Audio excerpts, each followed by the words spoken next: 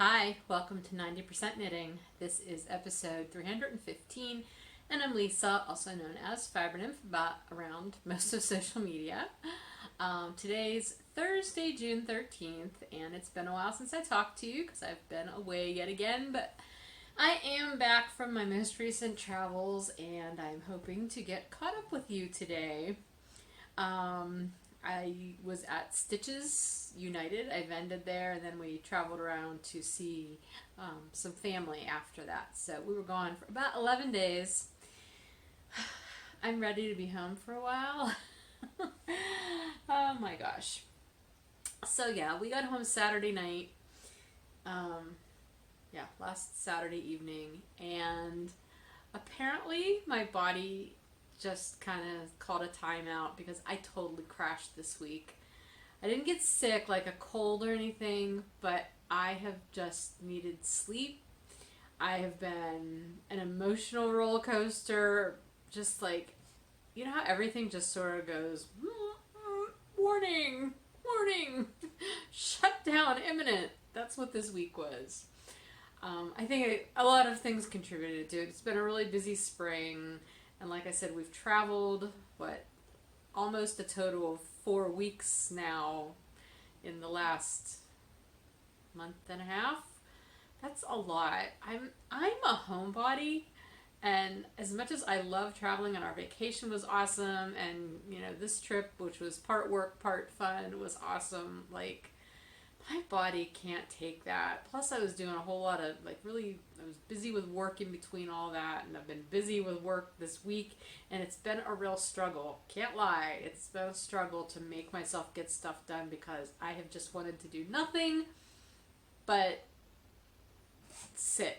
I can't even say I've just wanted to sit and knit. I haven't even wanted to knit. I've just wanted to sit and zone out and stare into space or sleep. That's where I've been at this week. So, aren't you glad you tuned in? It's so cheery. I have some tea today because it's very windy out. It was sunny 2 seconds ago. I think when I pushed play or record here, it was sunny. Now the big clouds have moved in again. It's been raining like crazy cakes all day. Anyway, this is strawberry pomegranate tea. From Stash, which was actually the tea that I sent out in the very last Tea for Two shipment. So I hope you enjoyed it if you were in the club. I love this tea. I drink it a lot. But anyway, I'll stop complaining about my whole entire breakdown. It wasn't that bad. It's just, it's been a week. I'm tired, but not in that, not I need sleep kind of tired. I'm just in that mental and emotional fog kind of tired because I just need a break. But that's okay because life is good. I'm not going to complain. There are things, everybody has things going on in their life. Some things you just can't control, and no amount of worry or anxiety is going to change those things that cannot be controlled, right? Which is why I spent 4 days this week in a total anxiety attack situation. It was terrible. Oh my gosh. Okay, we're going to start over now. Hi, welcome to the podcast. Yeah. Let's talk about knitting, shall we?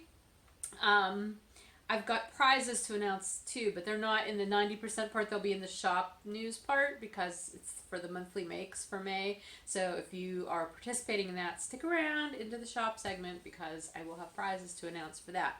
But otherwise, I do have some stuff to show you that I did work on. I knit a lot while I was away, actually, so that was pretty cool. I think that's probably why I'm not knitting a lot now that I'm home.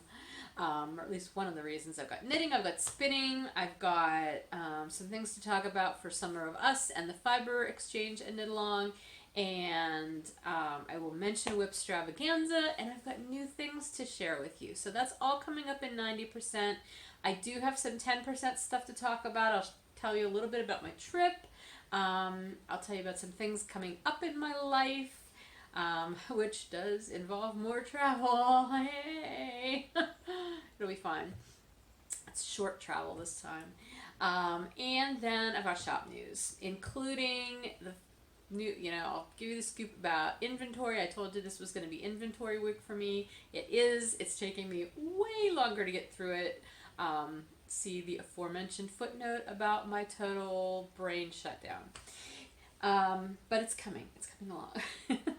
I have a coupon code that is going to be good for the next week or so also. And I think that's mostly it. So let's get started with the knitting. Shall we? Yes. Yes, we shall. Okay. I have finished objects. I have to find them. So, don't fall. I knit predominantly on two things while I was away. I had the simple thing that I could work on while I was at the show, and also when I just needed some mindless knitting, like when we were running around and in the car or whatever, like going to dinner, things like that. And then I had a project that I worked on when I had big chunks of time, and I enjoyed all of them. So I'm going to start with the finished objects, which were the kind of oh shoot, I forgot to bring something in. Oh well, sorry, never mind. So the first thing I worked on a lot were socks, which I know that's not really, a surprise because socks are my travel project. But I have three, three of the same colorway. This is my Traveler base, my sport weight base in it's Wine O'Clock Somewhere colorway, which was one of my happy hour self-striping club colorways from last year. And let's see, these were the first two socks I did, I think. Yeah. I'm pretty sure because they ended up matching, and I hadn't even tried to make them match. I think that, yeah, the stripes kind of matched up. I will say, out of these three socks, none of them are all the same size. I tried, but whatever. Anyway, sport weight socks. I knit these on US 1.5s. Over 48 stitches. That's the same number that I did on the Summertime Blues socks that I did like last month. And they fit me really well in the foot and this part in the heel. Everything fits really well, but I'm finding 48 stitches is actually a little bit tight to get over my heel. So I may have to modify that for the future. When I do some sport weight socks, because I really do love sport weight shorty socks. They're excellent just to wear around the house.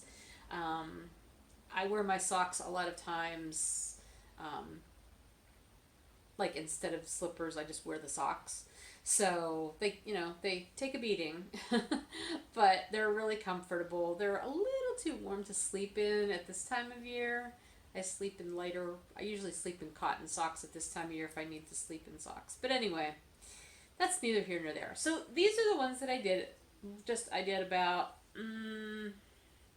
maybe 1.5 inches of 2x2 ribbing. And then probably about 1 inch of just straight stockinette. And then heel flap, gusset, and then knit out and knit toe. What's really funny is I did not start at the same spot in the yarn, right? And then once I got down here to the heel, like this one has like this one little tiny bit of yellow here, which there should be, there's this purple in between the yellow and the peach. Well, wait, no, I'm going the wrong way. Peach. Oh, and then it goes into this color before the yellow, but there is none, so those are right together. They're that way too on here, but they're this yellow was bigger. So my heels were not identical. Actually, you can see that better at the bottom of the heel. This one's almost all the yellow, and this is very little yellow. So, whatever. What was weird though was even afterwards, they actually lined up. So I don't know what I did. I did something weird knitting this, but they fit me, and that's all that matters. So anyway, I did these two socks. These are mine. Then I did a third one, which is going to be the designated show sample sock. This one is significantly shorter than one of these other ones. These two actually match better, but they're totally not matchy. I wonder if I should keep these two. But see, they even match up on the foot. Like, how is that? How can that be? Gosh, I really goofed these things up. Whatever. Anyway, 3 socks. But then I still had some yarn left over, so on the drive home, I think I was already starting to just shut down. Like I was so tired and just emotionally worn out for a number of reasons, some of which make no sense, but you know how your mind works and it doesn't always make sense. I just wanted something easy to work on. So I think I finished the third sock in the car, and then I just cast on 60 stitches with the remaining yarn. I did 2x1 rib. This was the cast on edge actually. 2x1 rib, and then I knit down, and I did the thing where you slip a stitch, knit a stitch every time you come to the color change. So I've got a round of that everywhere. That's the like vanilla bean thing. I've done so many pairs of socks that way. Anyway, I did that and then put ribbing at the bottom. It's a wine bottle cozy, and that's what I was gonna put it on a bottle of wine, because I actually have a bottle of wine right now. I don't always have wine in the house, but here, I'll put it on my arm. It actually makes kind of a nice like arm warmer or wrister or whatever you call those things. If I had more yarn, I would make another one maybe and just use it that way, but I don't, and it's fine. So yeah, I don't know what it'll actually get used for, but that's what I wanted to do with it, and it was very satisfying, and it was fun. I love doing that patterning. It's so simple, and it makes a nice little statement. So had fun with that, but it used up the entire ball of yarn. So that's an entire ball of sport weight yarn, 328 yards towards my finished yardage for the year. So yay. But that's my only finished object. Oh, that's a lot. I mean, that's a whole ball of yarn's worth of socks and cozy of some kind. So that was what I worked on. So then the other thing, the other thing I have worked on, and I'll just show it to you really quick. I did not take this away with me, but this is my Matchy Motorcycle Sock. I'm still on the first one, and this one's still mine, not my husband's. But I'm getting much, much closer to having the foot done. So I don't know. I haven't measured, but I would say I have probably less than an inch to go before I can do the toe, and I'm going to do the toe in this red. So this is West Yorkshire Spinners, their signature 4-ply in the Goldfinch colorway. That's the patterning, self-patterning, and then I'm using their semi-solid, solid really, Cayenne for the red, for the cuff, and that will be the toe, and then Butterscotch for the heel. US 1s, which is my default needle. I think this was over, I have a 2x1 rib going, so that's over 60 stitches as well. Yeah, it's coming along. I'm just not putting a lot of time into it, but it's been my brainless knitting that I have done since I've been home. So I just figured I'd show that to you now just because it was sitting on top of the next thing that I do want to actually show you. So the other project that I worked on while I was away is a new cast on, and it is a sweater, and it is a fingering weight sweater. Sorry, I was looking out on the deck and something looked weird, but there's a chair sort of blown. Anyway, I've never made myself a fingering weight sweater. I think I've always been intimidated by it because fingering weight for this size body feels like a lot of knitting. And I do think I showed you the yarn last time, didn't I? I'm pretty sure I did. I showed you the yarn, and then I showed you these two patterns that I had chosen. The one pattern that I thought I might do was by Marion M, and it's the Rock Peak cardigan. That's not the one I ended up doing. I think, if I remember correctly now, this is knit bottom up, and I just didn't want to do bottom up. I wanted to do top down. So instead, I cast on for the Jukebox cardigan by Annamária Ötvös. And I did not print out the main picture that was like on the very first page of the pattern because it took up the whole entire front page, and I always feel like that just wastes a lot of ink.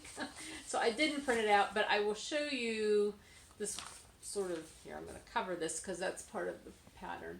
But this is what it looks like. So you're doing this striping pattern down the front and the back, and then the sleeve is in one color, and it's a pattern.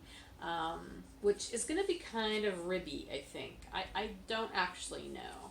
I haven't read that far ahead. But anyway, the patterning that she uses is a striping pattern that she tells you how to do, how many rows of each color. And you're doing, she has a main color and I think 4 contrast color. No, she's got 6 contrast colors.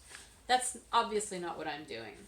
I am doing it with the 3 colors that I have, which were my beach glass variegated colorway and then 2 semi-solids that coordinate with it, Peacock blue and lime green. So I should have put rubber bands on the end of my needles so that it doesn't come off the needles while I show it to you, but I'll do my best to show you. So here it is. I know it looks kind of funny and like a rag all bunched up together. Here, let me turn it around. This is a really interesting construction. I have not done a sweater that's constructed like this. So this is the upper back, okay, obviously down to the armhole. The armholes, we won't talk about those right now, but they do look huge. Anyway, so this is the upper back. You start by knitting the upper back part. Then you put that on waste yarn or on a spare needle. I had my my Leica interchangeable needles, so that's what I just used, a cable from that to hold those stitches. And then you come around and you pick up your right shoulder stitches that were originally cast on. There's a short row thing going on here on the back, because you start out by casting on, across there, and you work these little short rows to build up this part of the shoulder first, then you work across, and then you do the same thing over here, then you work down the back. So then you're picking up where you did that, and you do that again.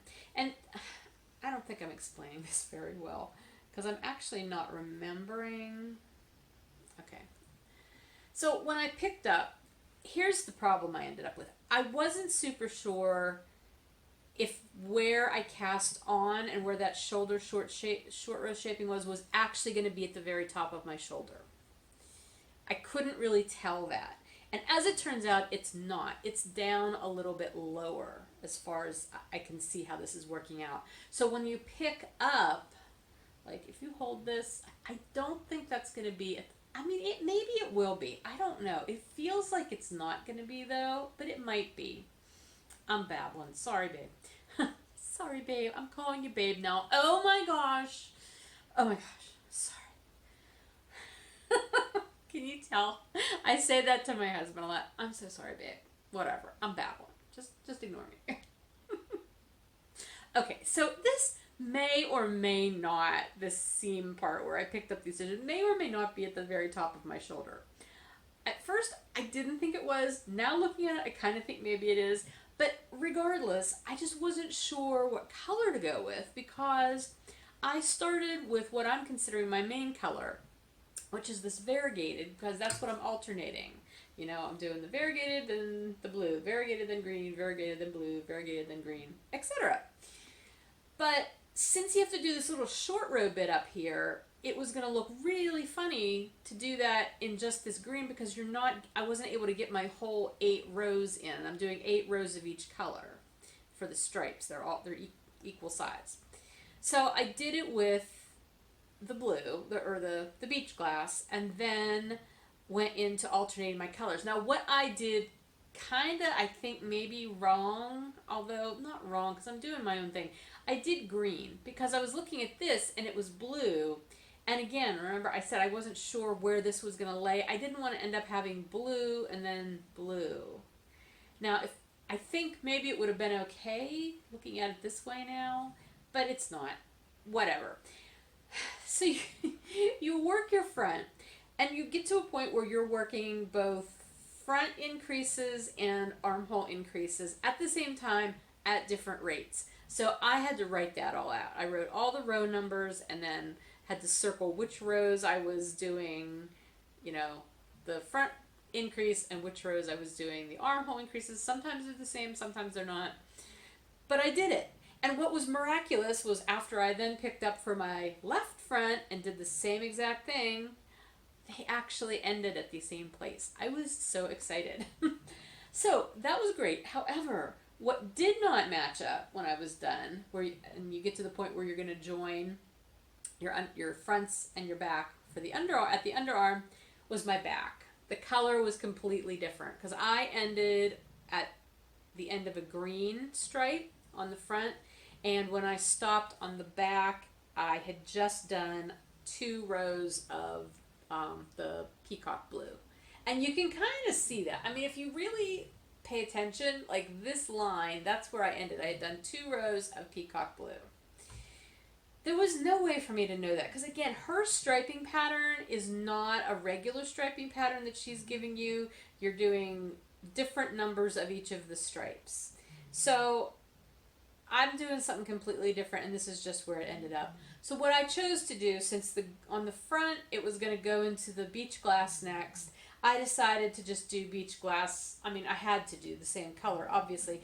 I decided that that would be okay because it's variegated enough that I feel like, I mean, you can, like looking at it at the camera, I can definitely see that that's a 2-row stripe of Peacock blue.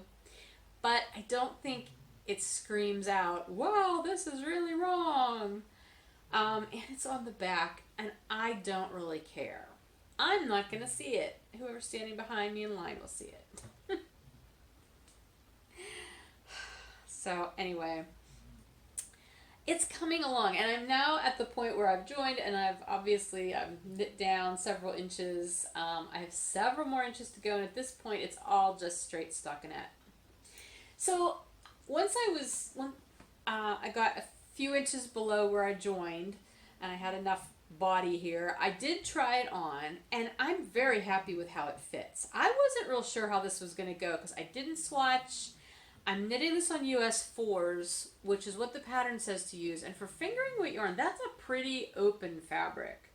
I mean, you can see through there. There's definitely daylight. It's going to be very drapey, which will be nice for a warmer weather sweater. I'm just not sure how well it's going to hold its shape. Like, not well at all. But it's super washed, so I can toss it in the dryer and snug it up. That's my saving grace there.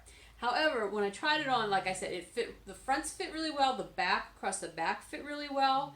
The armholes, though, are huge. Oh my goodness, they seem really, really big to me. I'm really hoping that once I pick up for the sleeves, because I believe you pick up and then I think it's kind of like a short row kind of sleeve cap that you knit before you start knitting in the round. I don't know. I haven't read the sleeve directions yet. But I'm really hoping that once you get those sleeve stitches picked up, that's going to help pull it up so I don't have a super baggy armpit or sleeve. I know I can probably do some adjusting if I need to. I usually have pretty good luck adjusting with sleeves if I have to really mess with them. So we'll see how that goes. I haven't decided what I'm going to use for the sleeves. I have 2 skeins of the beach glass, which I haven't even broken into the second one. I'm on the first ball of everything. And I had 1 ball of the green and 1 ball of the blue. The green and the blue, the lime, those are standard colors that I dye all the time, and I can pretty much dye more of those up if I really needed to. But I'm thinking I may end up just using the beach glass for the sleeves because I already have it, and I won't have to dye anything else up. I may end up doing a green cuff and a blue cuff on them just to be fun. I don't know. Stay tuned. We'll see how that goes.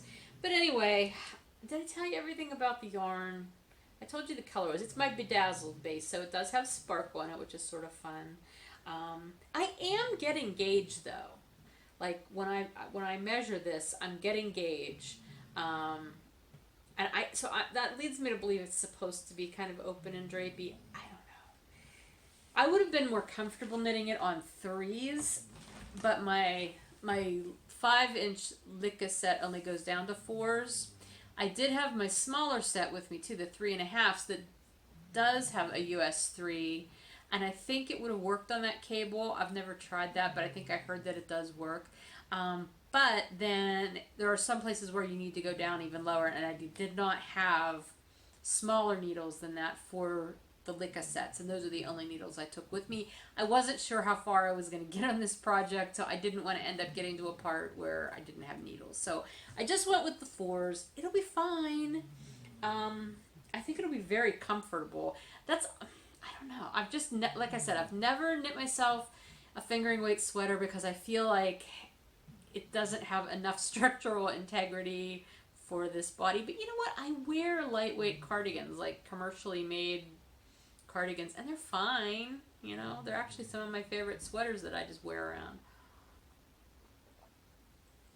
Whatever. It'll be fine. But I'm really enjoying that pattern, and I like the fact that it was a different kind of construction up at the top. That's always fun to do, especially when it works out, and it did. You know, my striping issue in the back aside, I'm not worried about that at all. I am at the boring part now because the rest of the body is just straight stockinette. There's no body shaping, you know, like waist shaping or anything. I know I could throw some in if I wanted to, but I don't. I don't want to. So I'm not going to worry about it. Anyway, that's it. That's it for the knitting. There has been some spinning. I'm looking at my spinning wheel here. I'm on the third of the Classy Squid Fiber that I've shown you several times now. Here, I'll show you a bobbin of it again, just to remind you. I have 2 done, and this is the 3rd one that I'm doing now. I'm almost finished with it. I'm hoping tomorrow morning I can bang out the rest of that, and then I can get it plied. I don't actually, well, I should ply it rather than leave it sit. I really want to start working on my fiber exchange fiber, though. That's what I want to do, and I can't do that until I finish this last bobbin of this. So I have to at least get the singles done, even if I don't ply it right away. But I'm going to ply on my other wheel, so that actually doesn't really matter. I could just, I could do both. Okay, so that's everything I've worked on. And I don't have anything else really planned to start other than the fiber exchange spinning that I'm going to start hopefully very, very soon. So let's move on to Summer of Us. The Summer of Us thread is going strong. There's chatter happening, so that's exciting. Please join in. I got very behind on almost all of the threads while I was away. I thought I would have more time to spend online because I knew I was going to have a lot of car time. That ended up not being the case. I did not spend very much time online, but I've been trying to get caught up since I got home. So it's been fun seeing what you guys are doing and planning and working on, so please continue. I haven't done a whole lot yet just because, like I said, this has been a weird week. I did plant some herbs. I can't remember if I'd done that before I talked to you last or not, but I do have herbs in pots up here at the front of our building, which you can kind of see through the tree. Funny story. So one of the herbs that I bought this year was catnip. I've never grown catnip before. And if you've been watching the podcast for a while, you know we have 6 cats, right? Some of them love catnip, some of them could care less. But what the farmer who I bought the catnip from told me when I asked her, like, do cats bother catnip when it's in the plant form rather than dried? She said some cats will and some cats won't. She says what's funny is the cats that don't really care for it dried, she said, are often the ones who will go for it when it's in a plant. So I thought, that's interesting. So anyway, I was outside yesterday and I just plucked a couple of leaves off the plant and brought them in the house. And 2 of our cats were inside at that time. And the one is one who she doesn't like the dried stuff. So I gave her one of the leaves. And she kind of played with it. And then she like munched it. And she was like happy and she ate it. But she didn't it didn't affect her. Like she was fine. She didn't, go bonkers or anything. But then one of the other cats was in the house, Max, and I don't know if he likes the dry stuff or not. I don't know if I've ever given it to him. He's kind of our skittish cat, and so he's not often around when we're giving out those kind of treats. So anyway, I gave him a leaf, and he just went crazy and loved it, and he ate it. And so then I went out and I got another one, and I split it between the two cats. And Winnie, the first cat, she decided she didn't really want that one, but Max, he was all about it, and he ate it. Now, again, he didn't really get too crazy, but he's sort of goofy anyway, so I don't know. But fast forward to today, and I went outside to my herb pots and was looking at them, and nobody has ever bothered any of my plants out there. The cats have always left them alone. The pot that has the catnip plant in it is completely smashed down, and there's gray fur sticking all over it. So Max went hunting for the catnip plant and found it. I'm hoping it'll come back. I need to like fence it off a little bit, put some chicken wire or something around it to keep him out so it'll actually grow. But I thought that was so funny.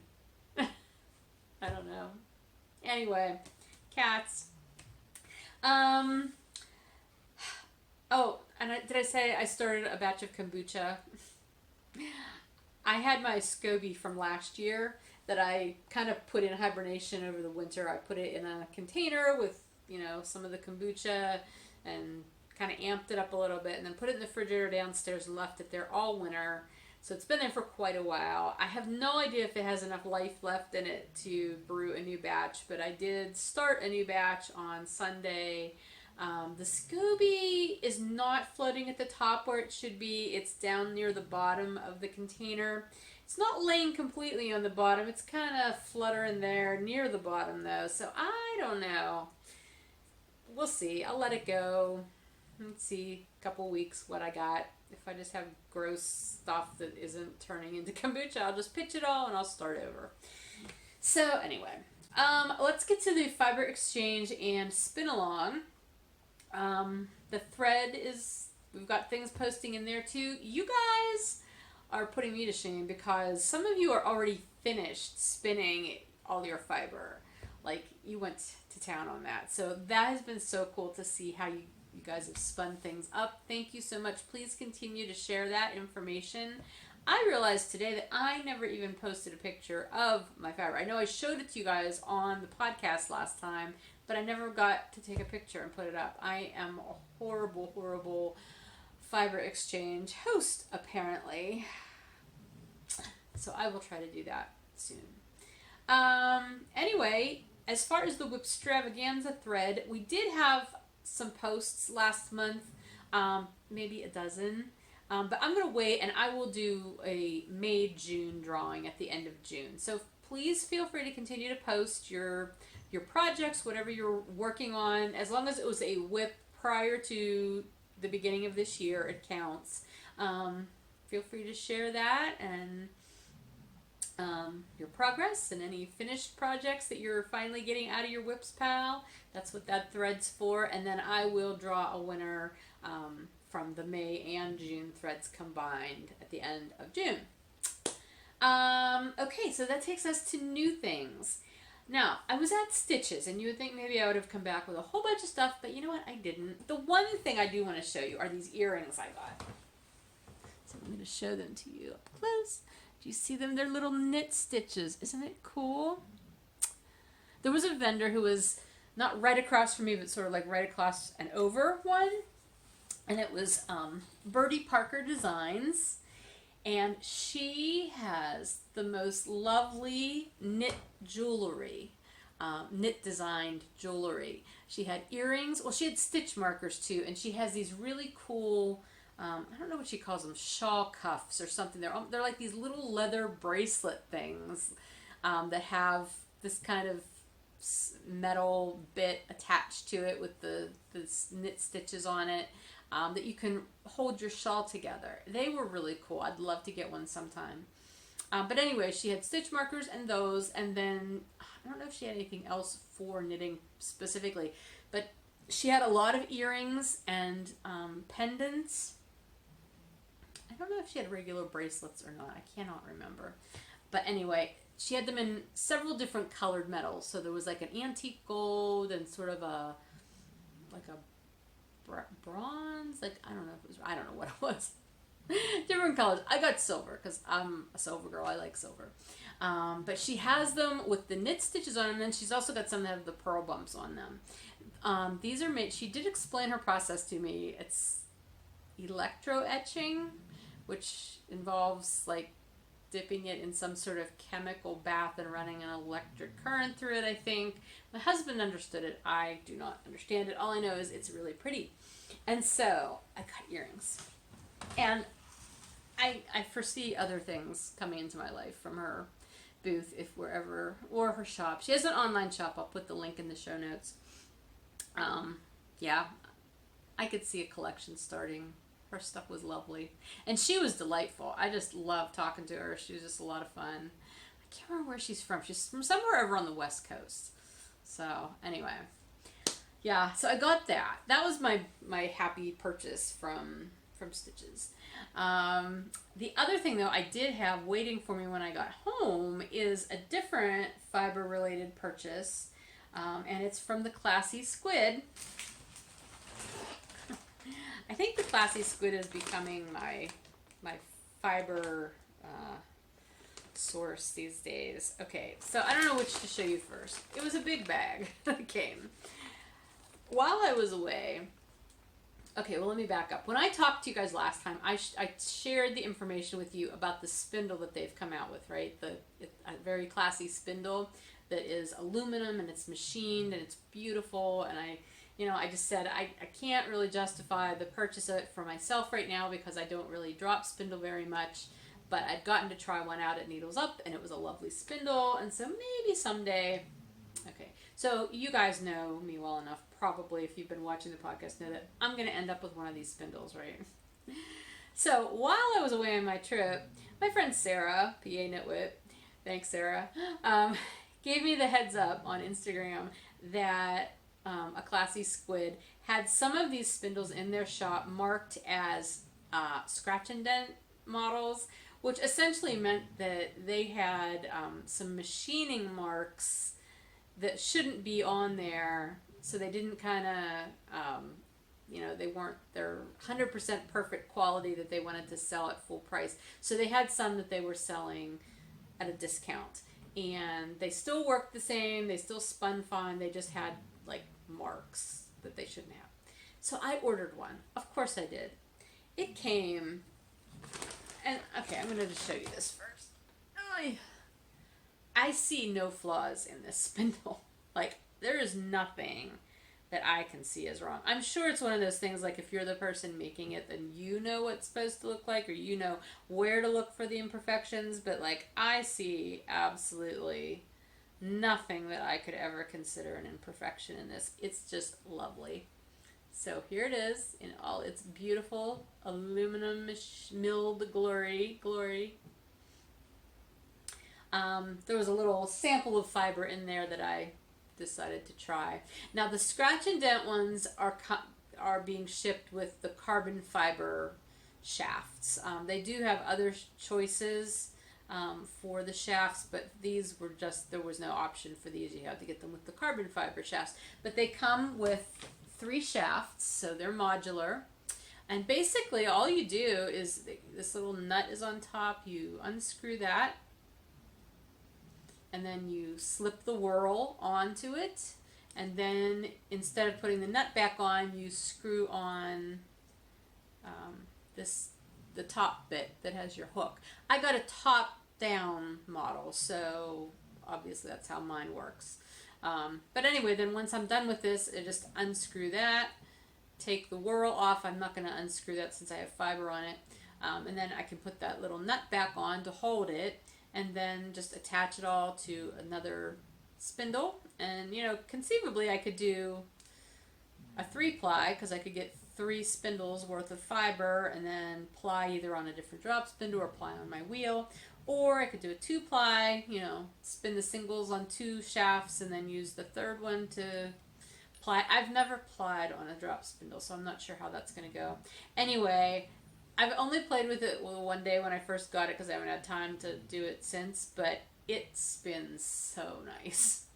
I'm so happy to have this. And I think what I'm going to do, what I'm going to make my goal is, do you remember the fiber that I bought at Needles Up from Amanda? I bought that blue fiber, and then I bought some of her cuttlefish bats. I think I'm going to make, and I'm planning to do a 3-ply with the cuttlefish fiber being one of the plies. I think I'm going to spin my cuttlefish singles on the drop spindle, and then I can do the other fiber on my wheel. I think maybe that's what I'll do. That's my goal anyway. So I got the spindle. I'm happy I have the spindle. I have no regrets about getting the spindle. I don't know if there's any of those left. I think actually the last time I looked there was only one. I don't know if they'll be restocking the scratch and dent models as they produce more and maybe have more that aren't 100% perfect. So you might want to check their shop every now and then. I totally think these spindles are worth the full price though. For what you get, the whirl and the 3 shafts, it's definitely worth what they're charging for them full price. I was just happy to get one at a lower price since I know myself and drop spindles, and I feel like for me I could justify the slightly discounted price more than the full price. But if I was a hardcore drop spindler, I would not have hesitated to have just purchased it at the full price, I guess is what I'm saying. Anyway, I couldn't be on her site without looking at fiber, and I ended up getting a bunch more cuttlefish. But I have a plan for them. They weren't just random cuttlefish purchases. So the cuttlefish are her little bats that she does, and they're, you know, I think there's like small batches of them, but there's not a lot that are all identical, obviously. It's hard to make bats identical anyhow. So these are the ones that I purchased. And they may look all very different, but they actually, I have a plan because this one's a lot of red. And then this, let's see, which order do I have these in? This is orange and red, so that'll be on one side of it. And then this one's a lot of orange. And then this one has teal with a lot of red in it, so it'll kind of be on the other side. And then this one is teal that doesn't really have a lot of red, so that'll be on the other side of that. If you followed that, that's my plan. So what I think I'm going to do is this will also be for a sweater spin at some point in the distant future. And I'm going to do those in that gradient like I just showed you as one of the plies for a sweater. I have a huge lot of BFL in, let's see if I can find, nope, not that one. It's kind of, gosh, which one has the right color in it? Hi.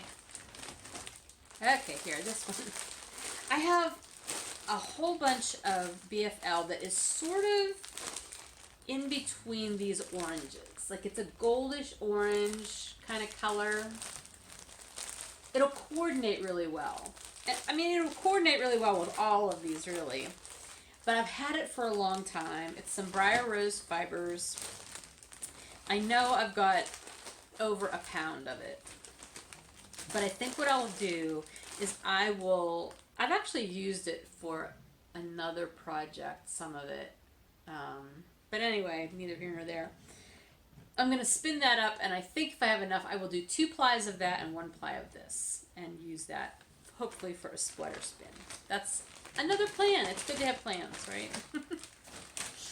So, anyway, those are my new things. My nails are also new. I did not get fake nails. This is Color Street. Have you heard of Color Street? I don't paint my nails very often, and they get messed up super fast anyway. But a friend of mine, who's actually Dana from Unwind Yarn Company, she still has Unwind Yarn Company, but she's also a rep for Color Street. And I've been watching her post stuff about it on Facebook for months now. And I finally texted her one day, and I'm like, "What is this? Like, is it a nail wrap? What the heck is it?" And they're dry nail polish strips that are like sticky enough to adhere to your nails, and then they cure and they stay on there.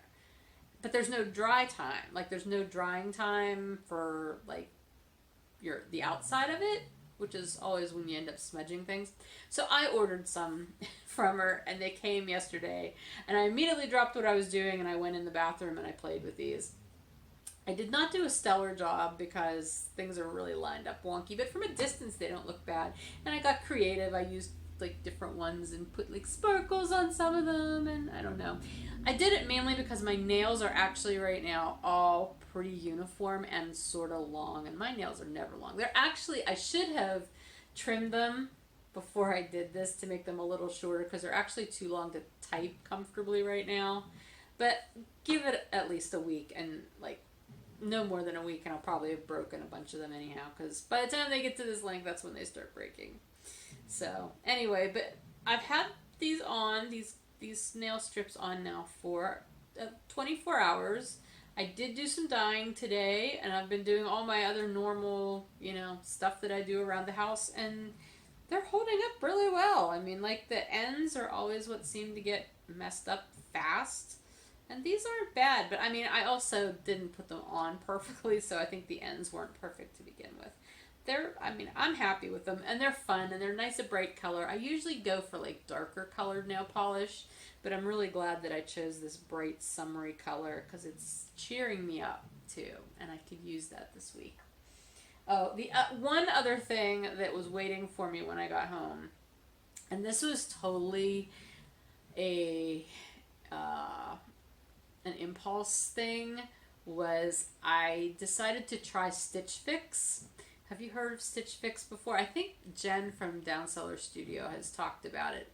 I don't know if she does it regularly or not. But anyway, Stitch Fix is basically a thing where you go online and you fill out this pretty intense or in-depth profile about like your fashion, like likes and dislikes and sizes and colors and stuff like that. And then somebody, one of their stylists, puts together a box of stuff and sends it to you.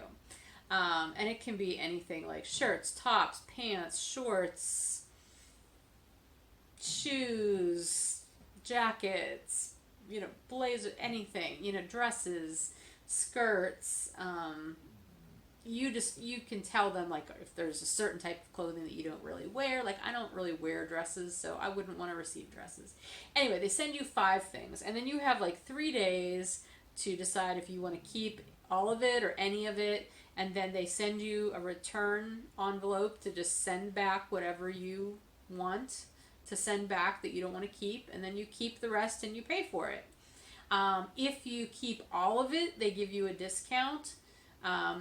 And you do pay $20 for each fix that you do. That's your fee to the stylist. But then if you keep anything, that $20 gets credited towards what you keep. So you're really not out any money unless you totally decide not to keep anything. Anyway, so I got my first one. And honestly, I was pretty impressed with the things they sent me insofar as they all were things that were totally up my alley style-wise. There was one top that was kind of, it was cute, but it had a racer back. Like it was a sleeveless top, but it was a racer back top. And I don't really like those. So I did send that back. I sent back a pair of shorts that were just way too huge. They were cute, but they were super big on me. Their sizing is a little odd right at my, I'm kind of in between where like their regular sizes and their like women sizes, the W sizes begin. I'm like right in that crux area. And it totally depends on the piece of clothing, which way I have to go when I buy clothes. So I erred on the side of giving them the larger sizing information. So I don't know. I may have to adjust that if I do this again. But anyway, the other top that was also a sleeveless top is definitely too big. It's in the armholes. That's where I usually end up getting the extra. You know, you can tell it's too big. But I kept it because it would be super easy for me to fix it so that it's not too long. So I kept that one because it was really cute. And then there was a black t-shirt, short sleeve black t-shirt that had this little v-neck and a cross. It was really cute. I kept that. And the best part of the whole thing are these shoes. Are these not the cutest shoes ever? Well, okay, maybe not ever, but they're the cutest shoes I have ever owned in my adult life. look at these. And it's so funny because I would not have thought that I would have wanted somebody to pick shoes out for me, or that I would buy shoes in this way, but it was that same morning before I had even gotten the mail, because I had to go to the post office and pick up all of our mail on Monday, after we got back on Saturday. Anyway, I was thinking Monday, I'm like, I really need to go to the store and just get like a little pair of like white Keds or a little simple pair of tennis shoes, because all I really have to wear in the summer are either my big normal tennis shoes, or I have a lot of sandals or flip-flops. But sometimes you just want something smaller. And I had just thought that morning, and then I got the mail, and these were in it. And as soon as I saw them, I'm like, yes, I'm keeping those. I don't even care how much you're charging me for them. I'm keeping those. And they're wonderful. They're CVs, which I have never heard of before. But they're very comfortable and well made and just cute. They've got daisies on them, for goodness sake. Daisies are cheerful flowers. They're the happiest of flowers. Was that a Gilmore Girl quote? The 1,000 yellow daisies or something thing with Lorelai and getting Max proposing to her or something. I don't know. Anyway, okay. I think that's everything I can tell you about that's new that you need to know about. I feel like I've talked, that kind of led into 10% anyway. I will just say that, Stitches was, the show that I went to. It was okay. It was not one of the best shows I've ever done. I'm doing Stitches Midwest, though, so we'll see how that one goes. I know that one's supposed to be a much better show, bigger show in general, so we'll see how that is. I did get to spend time with my mom. We went down to Florida for a few days after the show, and that was wonderful. Oh my gosh, I got to relax. There's nothing like going outside first thing in the morning to eat your breakfast and then getting in the pool with your cup of coffee to just make you feel good. And it was nice and sunny. We had a little bit of rain one night. She's told me it's been raining ever since we left. But it was nice while we were down there. I tanned. I mean, I didn't go out specifically to tan, but I got a tan while I was there because I was outside a lot. And it was just so nice. Bill and I rode our bikes one day, really like over 26 miles around the whole island. Actually, she's in she's in Fernandina Beach, but she lives like right across from Amelia Island. So we biked over to Amelia Island. We went to the beach over there. Then we went down to Fort Clinch, which is one of my favorite places, and then biked back. And it was quite the trek. And I was feeling dead by the time we got back, but it was fun. We took a boat tour. I've never done a boat tour. In all the years my mom has lived down there, I've never done any of the boat tours, the river cruises, which it was a lot of fun. I actually got to see Fort Clinch from the St. Mary's River, from the water. I've never seen it from that angle before, so that was really neat. And then we went out and got to see around Cumberland Island and learn the history of that. And we saw a manatee and dolphins and a lot of birds. It was a lot of fun. And then we left there and we drove up to Charlotte, where we got to hang out with my daughter for dinner Thursday night, and then all day Friday. We went to Discovery Place in Charlotte, which I know is sort of kind of a kid's place, but I think it's okay for adults too. I enjoy it. And then we went out to dinner and, hung out with her, which is always bittersweet because, I don't get to see her very often, and it seems to be short periods of time, and it's just hard being that far away from your kid. But I'm just thankful for all the time I got to spend with both my mom and Emma, because any time is better than no time. Anyway, I would love to say that my traveling is done for a while. Unfortunately, well, not unfortunately, it's not bad, but I do have to go out of town again next week for a few days. I'm going to TNNA in Cleveland, which I'm looking forward to. I have multi-purposes for going. There's 2 classes that I'm going to be taking, which I'm very much looking forward to. And it's always fun to walk around the show floor. There are other events going on that I'm hoping to get to. I'm signed up for them.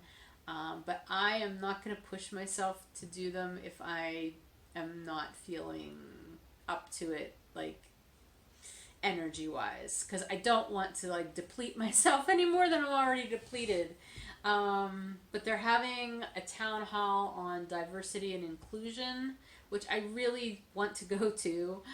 So hopefully I will be able to get to that. And then there's a fashion show, and there's like a sample at market the night before the market opens, the market floor opens and everything. So like these are all things I would like to do, but you know, I'm going to just take it one thing at a time. But what I am planning on doing is spending as much time as possible in my hotel room otherwise. Because, and not to just hang out and do nothing and to sleep, but like I have things like administrative work that I have needed to get done for ages on the computer, and I never have time to do it all. So I'm going to make it a working trip, and I'm just going to sit in my hotel room and do some work. And of course I'm going to knit. You know I'm going to do that. But like I'm just going to take advantage of the time where I don't have any other work distracting me, and I can hopefully get some work done on the computer. So anyway, the other thing is I'm taking a Greyhound. I'm not driving. I decided I didn't want to make the drive, so I bought a ticket on Greyhound. I've never traveled by bus before, so this could be interesting, but yeah, we'll see how that goes. But I figure that gives me extra knitting time or working time or whatever, right? Fingers crossed that works out well. Other than that, then once I get back from that, I have a couple of weeks where I'll be home, and then my husband and I are going to go to Lexington, Ohio, the 4th of July weekend, just like that Friday and Saturday, and then we'll come home Sunday morning for the Vintage Motorcycle Days that the American Motorcycle Association sponsors. He's wanted to go to that forever, and he's never been able to go. And so I specifically put it on my calendar this year so that I would not schedule anything over that time, and we could go if he wanted to go. So we're going to go to that. So that should be fun. Hopefully it will not rain the whole weekend because it is an outdoor event, but I'm looking forward to that. It would be nice to do something like that with him since he really wants to do it. Other than that, once I get back from that, I'm looking forward to downtime. I really, really need some downtime because I want to do my summer of me stuff, you know, that I talked about last time. So anyway, let's move on to shop news, shall we? It's time for shop news. I already recorded shop news, and then I realized that I left a bunch of important things out, and so I'm just going to record the whole thing again rather than trying to insert little bits and pieces. So here we go. Let's see if I can do it right this time. First up, we've got the monthly makes winners for May. We've got a chatter thread winner and a finished objects thread winner. But I'm going to show you what the prize choices are first, so if you are one of those winners, you'll know what you can choose from for your prize. First up is the Bunny Peeps colorway on my Mountain Tweed fingering weight base. This was my Easter colorway this year. Well, Easterish colorway. It's just a fun spring-summer colorway. It's 5 stripes, semi-solid colors, and the tweedy bits are from the Mountain Tweed. So this is one of your options. Another option is a micro skein kit, micro skeins being 10 gram skeins as opposed to mini skeins being 20 gram skeins, in my Dyer's Favorites colors. So we've got 7 micro skeins, so that's what, 280 yards altogether. So that is another option for you. And lastly, this is actually a cowl kit. So the yarn comes with a download code for my Takusha cow pattern, which I've had for a long time because you can see my daughter was really young when she was modeling this.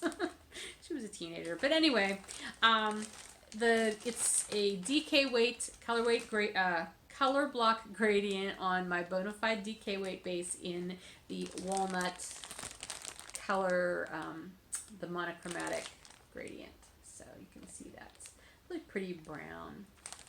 So those are the 3 prize options.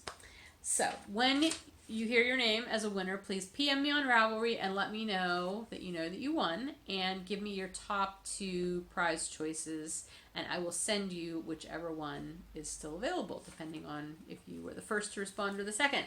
And of course, I will need your full name and mailing address. All right, so for the chatter thread, we had 108 posts in May, and that was from posts 391 to 499, and of course I was some of those chatters, but anyway, miraculously it didn't land on me. It usually does. Post number 461 is the one that Random Number Generator chose, and that is Iona Paint, who is Christine. So Christine, congratulations. Please let me know what prize you would like, your top 2 prize choices, and your address, and I'll get that sent out to you. All right, and now the finished object thread. There were 17 posts. The first one was mine, so 16 people participating with finished objects. So 2 through 17 for random number generator, and it chose number 16, who is Manda B, and that is Amanda. So congratulations, Amanda.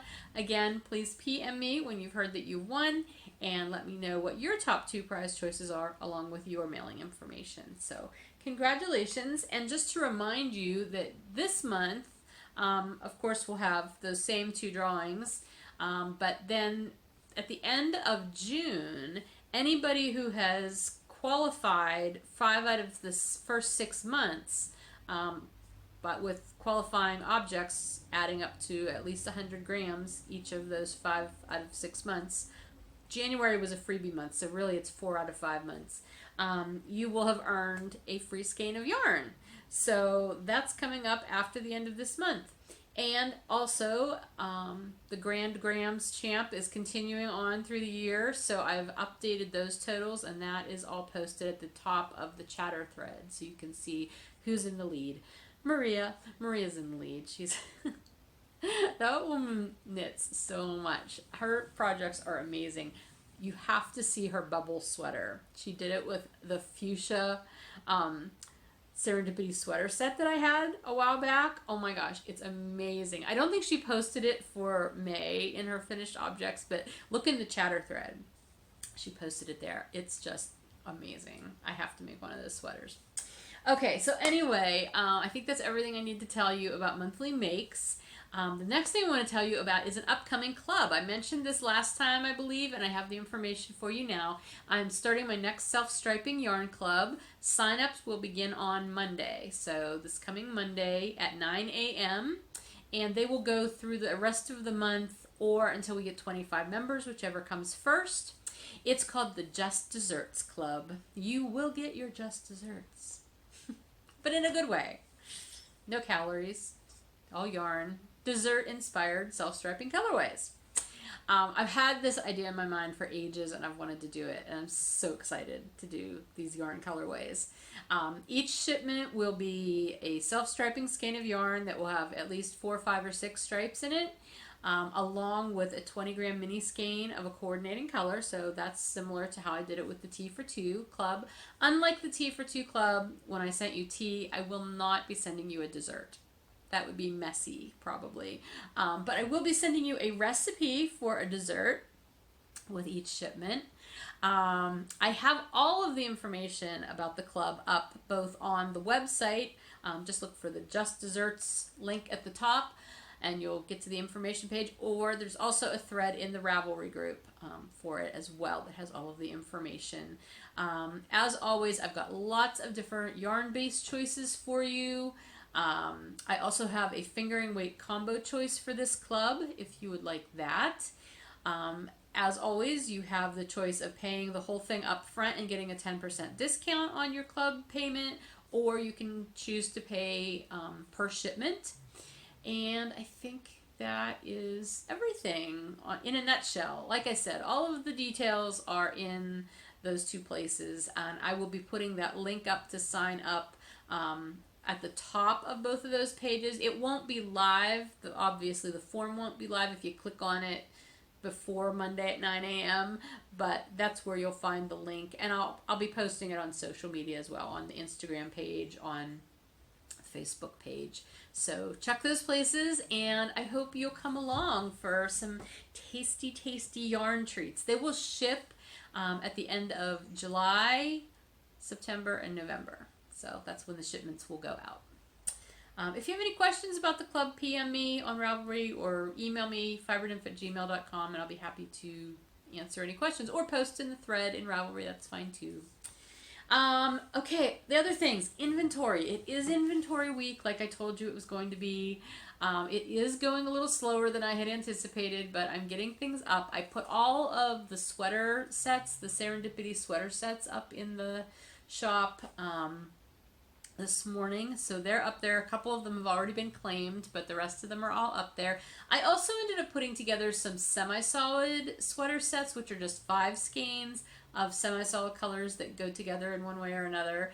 So there's some of those up there as well, what I have left from the show anyway, which it's fun. I mean, and the sweater sets, I just want to let you all know, they're all discounted over the individual cost of the skeins that are in them.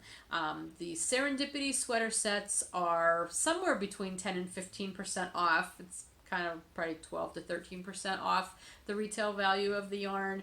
And the semi-solid sets are a little over 15% off. Boy, my hair is like weird all of a sudden. Anyway, so they're already discounted for you, and I think, you know, that's a lot of yardage, and it's just, I think it's a good deal for like a big project, enough yarn for a big project. So anyway, I hope you will find one that you love. I want to make a bubble sweater. I need to make a bubble sweater. I need to use one of those sets sometime. Anyway, so those are up there, and they're on my Cozy Worsted Weight, Bonafide DK Weight, and I also have some Mountain Tweed DK Weight sweater sets. So check those out. I've added it back in some of the things that I had taken out of the shop to take to the show. Some of those are back in already, but I have a bunch more to put up. And once I have a wholesale order I have to get out tomorrow. So once I finish that up tomorrow morning, that's all I'm going to be doing the rest of the weekend, is getting things put up in the shop. I've got a lot of self-striping, a lot of variegated, inversibles, fiber, kits. I've got lots of kits that I'm going to be putting up. Just so much stuff. I cannot wait to put all this up there for you guys, because you've been so patient for me during show season when I really haven't been able to update the shop very often. I just want you to be happy and find some fun new things.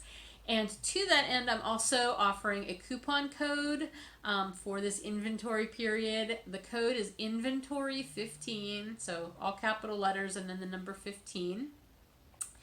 It is going to be good for any in-stock item. It won't be good for like special orders or, you know, custom orders or die-to-order stuff. All in-stock items except the sweater sets. So, like I said, the sweater sets are already discounted, and because they're a new item that I'm offering, I'm not having the coupon code apply to those. But it will apply to any other things that are in the shop in stock, as well as anything that I'm putting up at a discount. And I am going to be discounting a bunch of things, so look for that, like on sale tag, link, oh my gosh, words. There will be things on sale. I think there's a little bubble that shows up too and says on sale. I don't remember now. Anyway, so that is going to be good through June 23rd, the coupon code. Again, inventory 15. And that's just my way of saying thank you for being patient and waiting while I had my busy show season and couldn't update the shop very often.